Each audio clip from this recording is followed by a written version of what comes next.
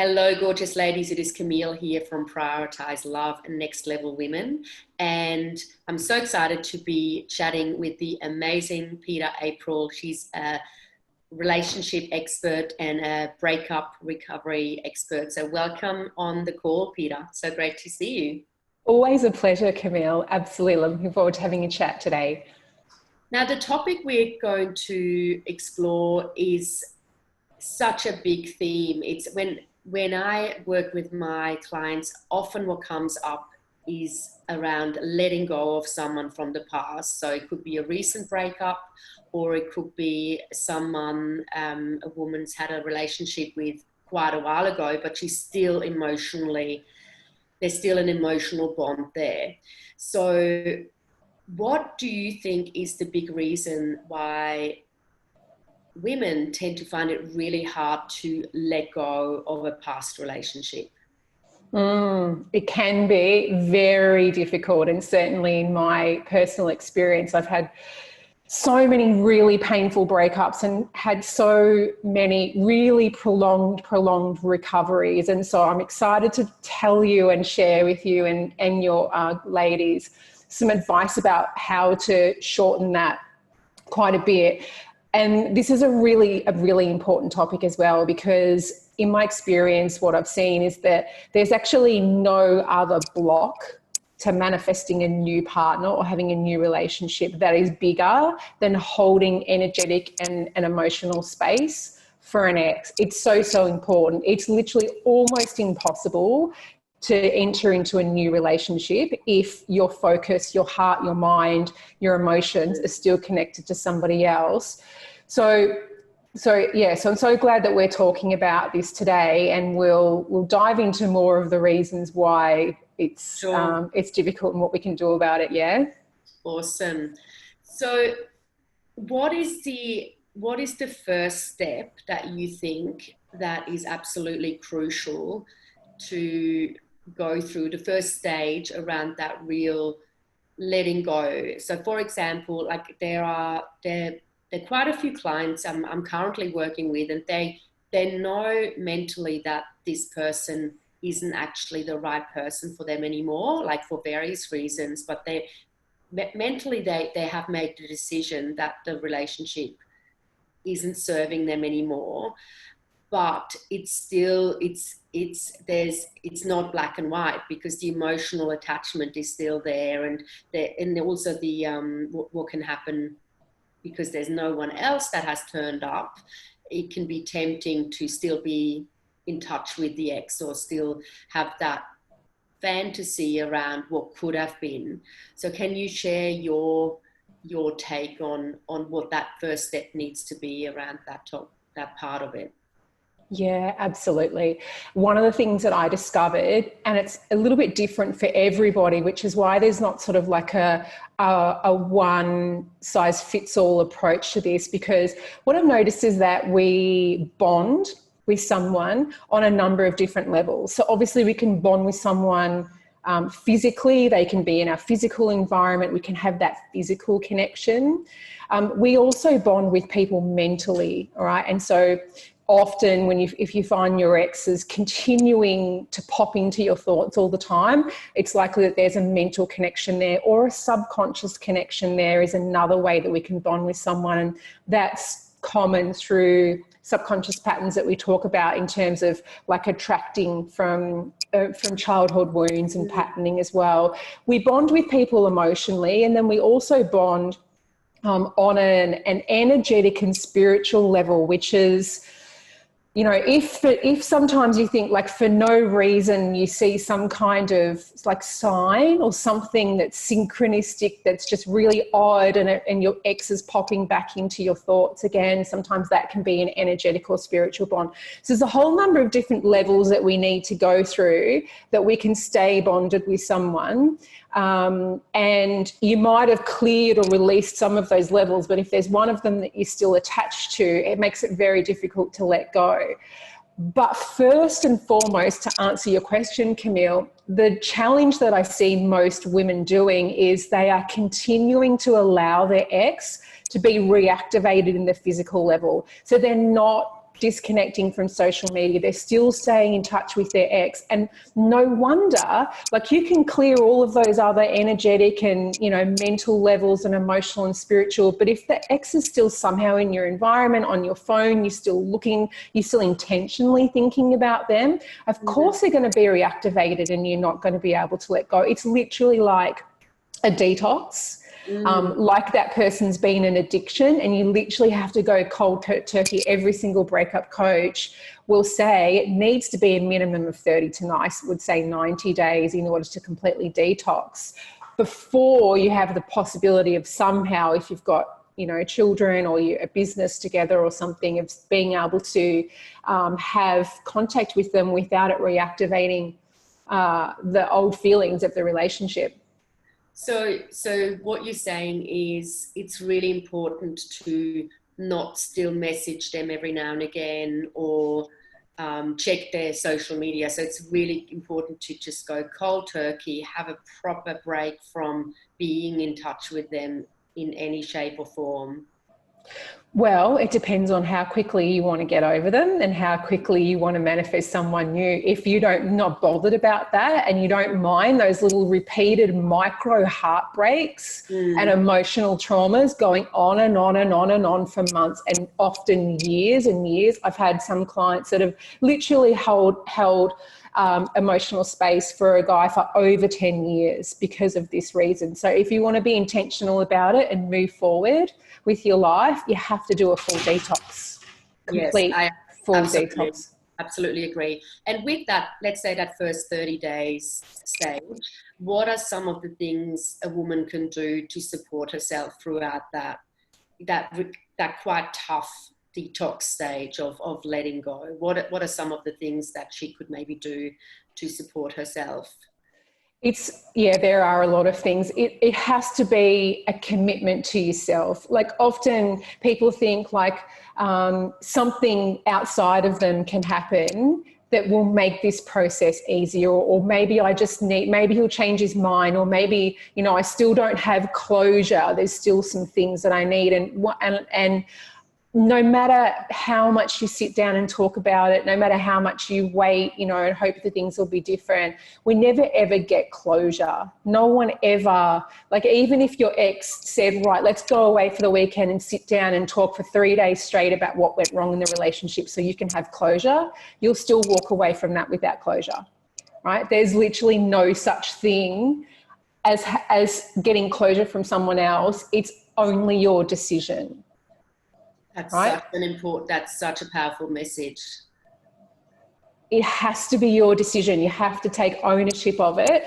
So I've kind of skirted around your original question, but how to support yourself, it starts off with that commitment to you. It's a commitment to me. I deserve better. I want better. I know what is meant for me will be meant for me. And, you know, it's not unheard of that sometimes an ex will come back, but they won't come back while they feel you energetically holding on either. It only ever, if it's likely to happen, happens when you release those bonds and crack on with your life. And with that stage of then feeling a lot of emotions, is it really important to just keep on processing the emotions that come up? Because I guess with any detox, it's uncomfortable and it's not all going to be pleasant and smooth sailing. So there might be sadness, anger, regret, all sorts of, you know, mixture of emotions. So I guess apart from coaching, of course, we both believe that it's really valuable to be supported, which our clients have chosen to do. Are there any other things that can help with that emotional roller coaster? I mean, it's going to be painful. It's like if you think of a drug addict that's going into rehab at the start, it's going to be very difficult, but they're very, like, if you're very committed to the outcome, you'll be able to move through it quicker.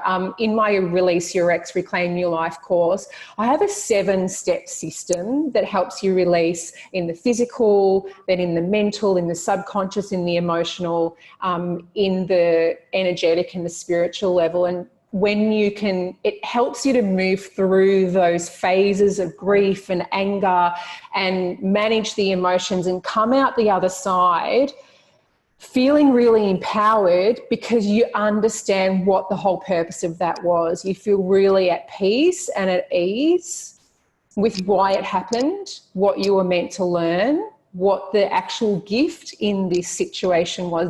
Even though it felt really painful, there's actually an upside. So, I mean, there's loads of different emotional management, emotional regulation, self-soothing, self-comforting techniques. There's nothing special about what I teach to anybody else. But what I think really helps is moving through those phases of releasing at all of those levels so you can get out the other side and feel like you have the closure that you need. Feel like it was meant to be exactly as it was meant to be, but I so know what I'm worth now. Like being able to make peace with it all and focus forward on your own future rather than trying to, it's like trying to drive on the road, but you're looking in the rear vision mirror at your ex back there all the time. Yes, absolutely. And there's so much we could talk about, but with this topic, because it's such a big theme. But one thing I would love to dive a little bit deeper with is your take on when we fall in love with someone, and we've talked about that before at our workshops.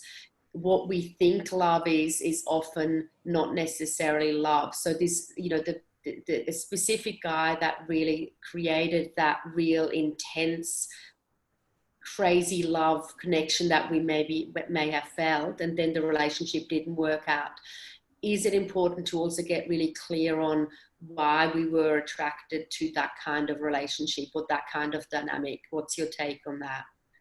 Yeah, absolutely. That speaks very much to an attachment at the subconscious level. And what happens at the subconscious level is where our subconscious essentially chooses who it is that we're attracted to.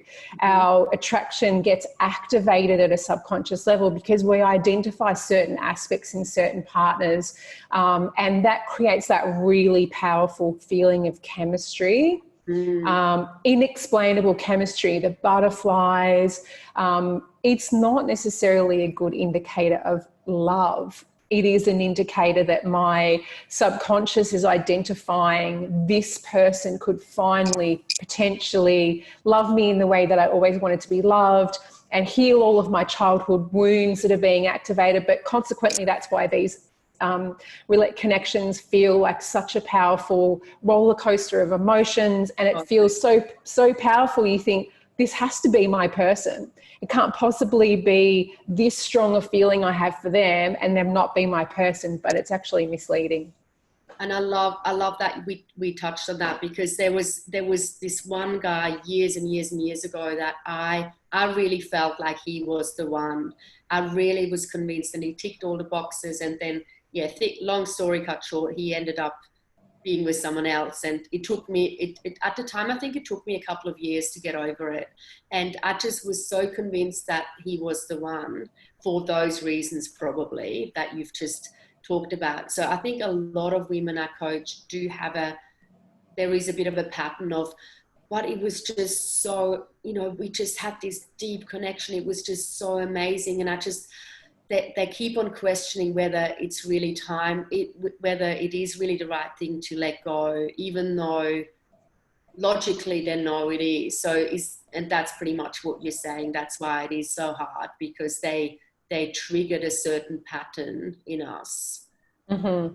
It feels really powerful, really, really powerful. So what we worry is then, will I ever have that again with somebody else? Yes. And that's the difference between people who get stuck and the people that are able to be sad that the relationship didn't work out, but move on more effortlessly than the person who gets really stuck. Is simply that belief. The person who gets stuck is unable to, or doesn't choose to believe that there's the potential to have something that's not only that powerful, but that's also more aligned and healthier, and that person wants you in the same way you want them, and it's mutual, and you have similar goals and interests. And I think we just think, oh my God, but I can't let go of this thing. It feels like I'll never have that again. And on that topic, is there something you suggest? Like, I often get asked, you know, like I just don't have that faith, or I don't have that vision. I don't feel like it is possible for me to have it again. Are there any, what would you recommend for women who have sort of lost that faith a little bit around that? Well, that there could actually be another chapter for them, which of course there will be. Mm-hmm, mm-hmm. I think probably the easiest way to explain this is that it feels like being in that person's presence, that they're giving us love, that the feeling that we get that feels amazing, they're giving it to us. But it's actually not the case. It's our subconscious is identifying things in him and deciding and activating the feelings within us. So all that amazing chemistry and all the great feeling we have being around them, it's not them giving it to us. It's us activating that from within. And we can easily do that with someone else. In fact, you know, almost everyone will confess that as they get older, their relationships get more deeply connected. They get more powerful. We start to, you know, they become juicier and more beautiful and more functional, I guess. And so that's half you. That's not all him. Just because he is not around anymore doesn't mean you can't reactivate those feelings from within. Doesn't mean you can't partner and co-create something. You are the co-creator as well. So I think it's just difficult because, and I always use this little picture, this little circle, because if you think about you and then all the people that you've ever known or met up until, you know, the age of, let's just say you're 35, and this circle expands. So outside this circle is potentially all the people that you're likely to meet. When you're comparing this guy to all the people that you met, this might have been the greatest, most deeply connected and most amazing relationship you've ever had, but you can't see what you can't see. And your next partner that's out here is going to be incredible. You know, if we think back to the relationships that we had when we were younger, like, you know, 17, 21, they pale in comparison. And I think the same trajectory happens, but people get stuck only like comparing to what they already know. I love that. And they actually help then see that potential future, because once we stop looking into the past, we can actually start to look, you know, what could be ahead of me. So love that. So for the women who are curious about your online course that you touched on, we are going to post the link. Just maybe tell us a little bit more about it. It's something that they can do in their own time. Is that right? It's online. Their modules online. Yeah, so, yeah. And you mentioned there's seven modules. Who is it for? Who's the course for?